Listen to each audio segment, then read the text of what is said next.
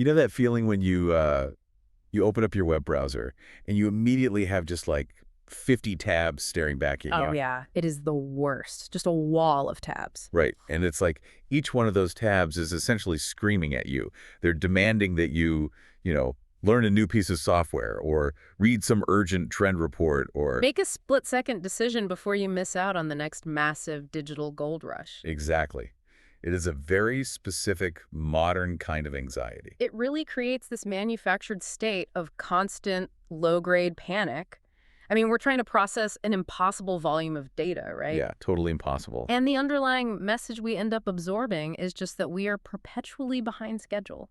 Which brings us right to the feeling we are targeting in this deep dive today. Yeah. This is custom tailored for you, the listener. Because we know you are someone who loves to learn, who's intensely curious. But who absolutely hates that feeling of drowning in information overload. Right. So we are throwing out the 50 tabs today.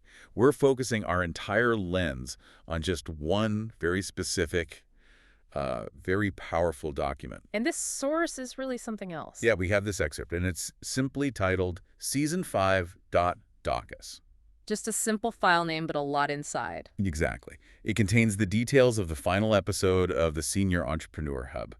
It's an installment that is aptly named A Different Way Forward. Which is exactly what it offers. So our mission today is to unpack this document's radically calming approach to navigating the digital world.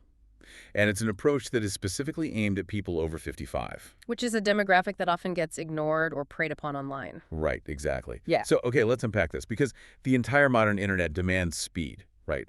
Like the operating logic of Silicon Valley has always been to, move fast and break things. Yeah, break things and figure it out later. Right. We are conditioned to believe that velocity equals success. But the core argument of this document is that purposefully slowing down is actually the ultimate strategic advantage. It really flips conventional digital wisdom entirely upside down.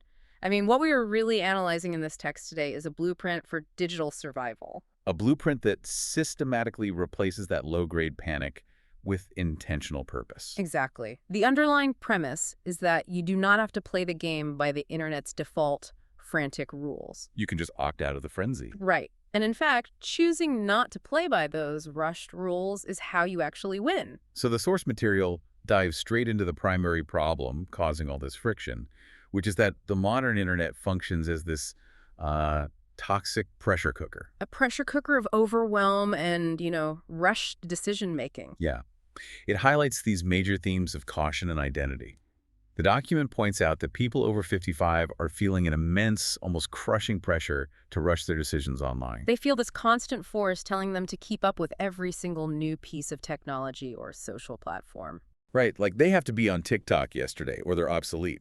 And worse, they feel pressured to pursue online opportunities that completely clash with their core values. Or their current stage of life. Exactly, just because some targeted ad told them it was the only way to succeed. But I'm struggling with this a bit, and I want to play devil's advocate here. Oh, go for it. Isn't the internet inherently fast? Like the entire infrastructure is built on instant data transfer and real-time communication. Sure, the cables are fast. Right, so if you purposefully slow down, don't you just get left behind entirely?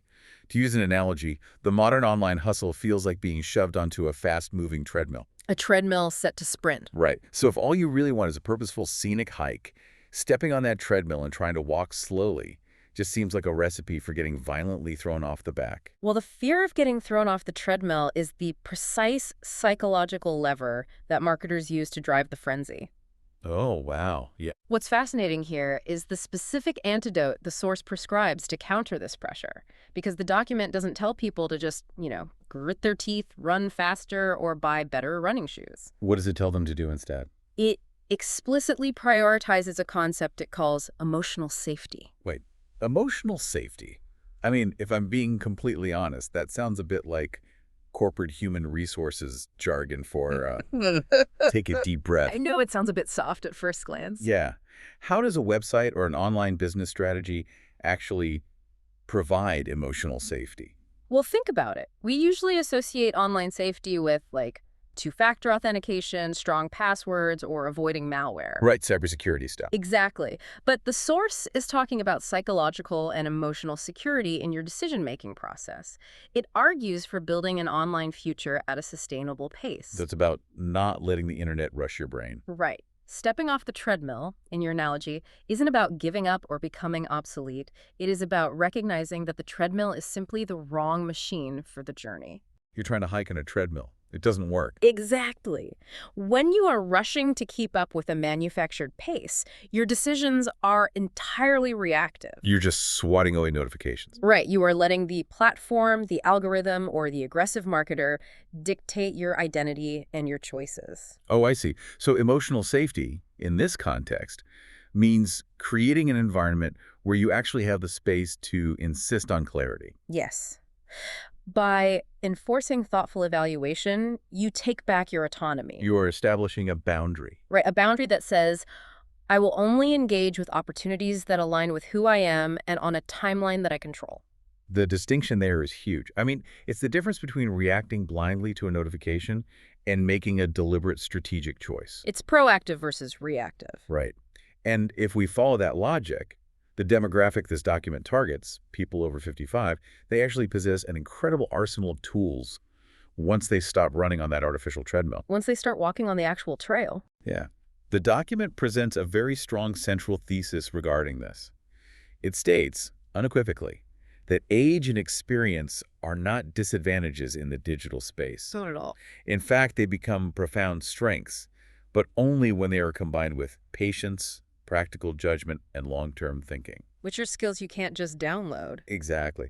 You know, thinking about this, it's almost like a massive, complex game of chess. I like that. How so? Well, when we talk about flashy tech skills, like knowing how to edit a viral video or understanding the latest SEO algorithm or knowing some software shortcut. Yeah, the technical mechanics. Right, that is really just knowing how the individual pieces move on the board. And knowing the mechanics of the pieces is necessary to play, certainly. But knowing that the knight moves in an L shape does not mean you actually know how to win a championship match. Here's where it gets really interesting. Yeah. Because practical judgment and long-term thinking, the exact traits this document highlights as the unique strengths of lived experience, those represent the actual strategy of the game. The ability to see the board. Exactly. It is understanding human behavior. It is knowing how to anticipate consequences 3 moves ahead. It is seeing the big picture rather than just reacting to your opponent's last move. Right. And the source deliberately sets up this contrast to reframe how older adults view their own competence online. It weighs the fleeting nature of tech savviness against the enduring value of lived experience. I mean, think about the life cycle of digital tools. Oh, it's exhausting. It is. Technology changes fundamentally every 6 to 12 months. The specific email marketing software you spend weeks mastering today. Might be completely obsolete or replaced by AI next year. Exactly. But the ability to evaluate whether a business opportunity is actually viable, that doesn't expire. Or the patience to build a sustainable business model rather than chasing a quick, volatile trend. Right. Or the empathy required to truly understand a customer's pain points. Those are enduring skills. The underlying logic here is that wisdom scales better than hype. Wisdom scales better than hype. I love that. It's so true, though. The internet is flooded with 20-something entrepreneurs who know exactly how all the pieces move. But who have absolutely no idea how to build something of lasting value. Because they lack the practical judgment that only comes from decades of navigating real-world complexity. So the demographic this document targets already possesses the most difficult asset to acquire. They just need the permission to apply it at their own pace. Yes. Permission to slow down and use what they already know. But that brings up a really critical contradiction that we need to untangle here. Okay, what is it? If experience is the ultimate asset, and if wisdom scales so much better than hype, why do so many older adults still feel incredibly insecure online? That is the million-dollar question. Right. If they are holding the winning strategy, why do they constantly feel like they're losing the game? Well, the source answers this by breaking down the true architecture of confidence. It details how confidence is actually built versus how modern digital society tells us it should be built. And society tells us to just buy another course, right? Yeah, exactly. But the document explicitly asserts that confidence is rarely, if ever, built through hype or constant information consumption. So what does this all mean? Because frankly, This pushes against the entire business model of the modern information economy. It completely threatens it. Right. We are constantly sold the idea that to feel confident, to feel adequately prepared to start something new, we just need to consume more data. We are told we need to read 10 more articles, download another comprehensive PDF guide, or, sit through 5 more masterclass webinars. Yeah. The source is essentially saying the consumption itself is the disease, not the cure. This raises an important question about how we as humans actually process information and acquire true skill. The digital age has caused us to fundamentally confuse consumption with competence. Oh, that's a great way to put it. Consuming feels like doing. Right. When you passively consume information, like scrolling through endless business articles or watching hours of YouTube tutorials on web design, it feels highly productive in the moment. Yeah, your brain receives a hit of dopamine because you feel like you're actively preparing. You feel like you are doing the work. But without immediate physical application, that passive consumption quickly ferments into overwhelm. You aren't building a foundation at all. You're just stacking up this increasingly precarious tower of things you feel you should know or should be doing. Exactly. It's like hoarding thousands of puzzle pieces in a giant pile on your living room floor, but never actually looking at the picture on the box or fitting 2 pieces together. That is a perfect analogy. You just end up staring at this massive mountain of cardboard, feeling incredibly stressed out and paralyzed by how much work is in front of you. The accumulation of the pieces actually creates the anxiety. Yes. So how do we fix it? The mechanism the source proposes to fix this paralysis relies on a completely different psychological feedback loop. It points to understanding, reflection, and taking manageable first steps. Understanding, reflection, and manageable first steps. The sequence of those words is vital. You don't just act blindly based on a trend, and you certainly don't just consume endlessly. You seek to understand a single, isolated concept. And then what? You stop. Yes, then you stop consuming. You reflect on how that specific concept applies to your own values, your lived experience, and your personal goals. And then crucially, you take one small, highly manageable step forward to test it. Right. That small step generates real-world feedback. You see tangibly what works and what doesn't. And navigating that tiny bit of friction creates genuine competence. Which in turn creates a calm, enduring confidence.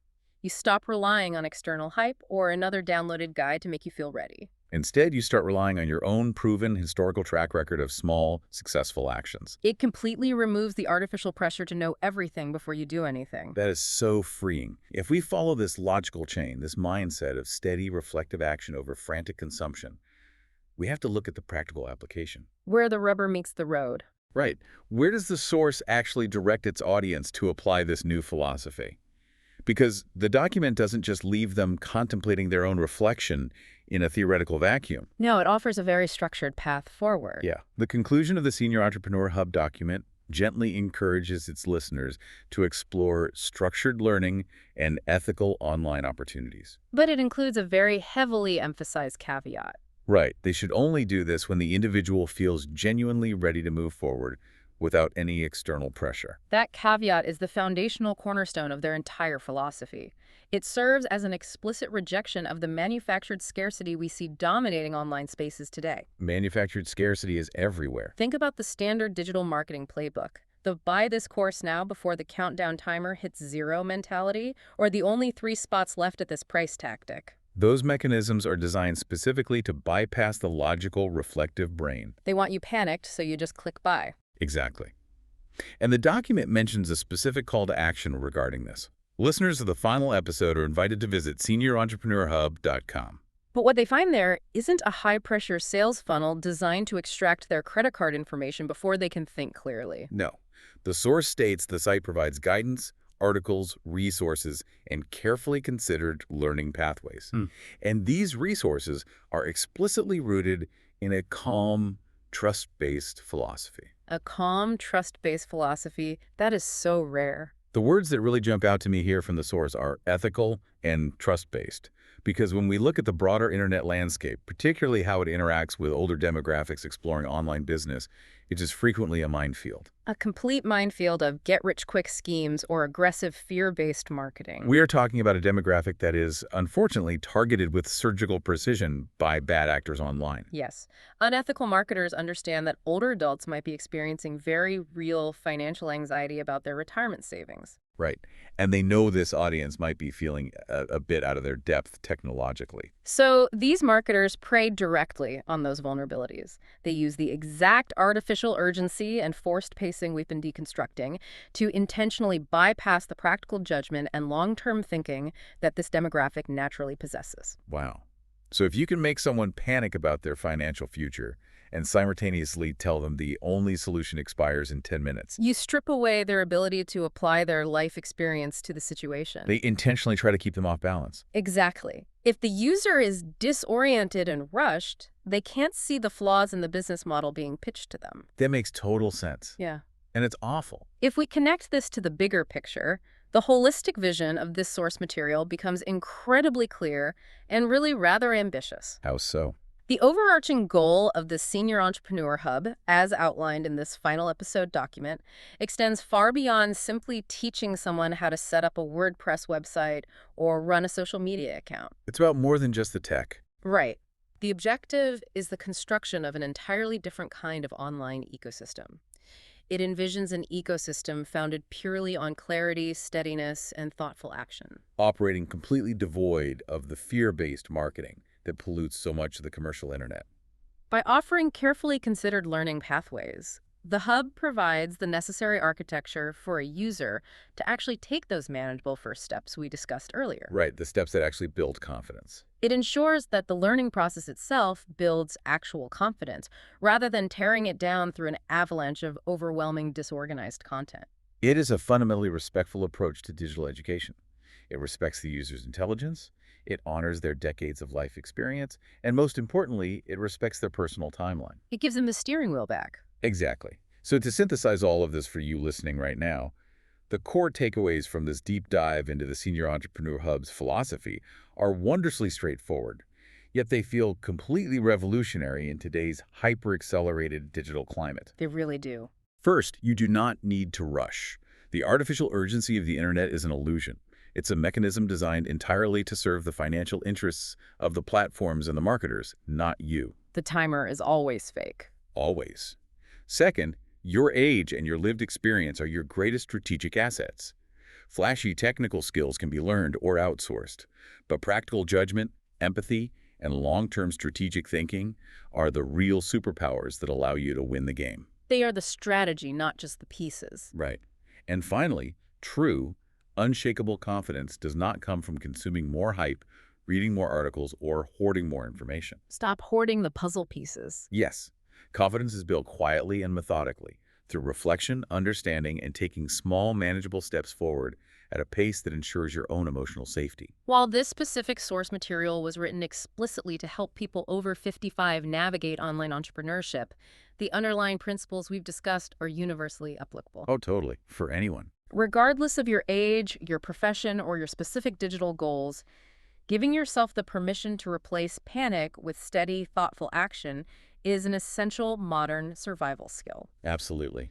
We live in a digital world that literally profits from your anxiety, your fractured attention, and your speed.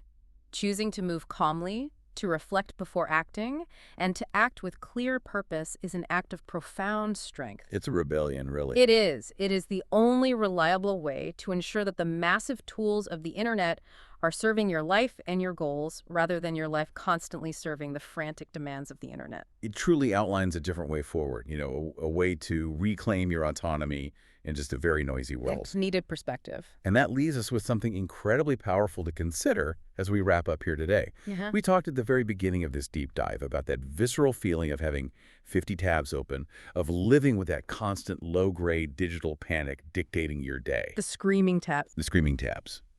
So we want to leave you with a final thought to mull over. If you completely remove the artificial urgency, the countdown timers, and the fear of missing out from your digital life today, Just wiped it all away. right, what is the very first highly manageable step you would take, just for yourself?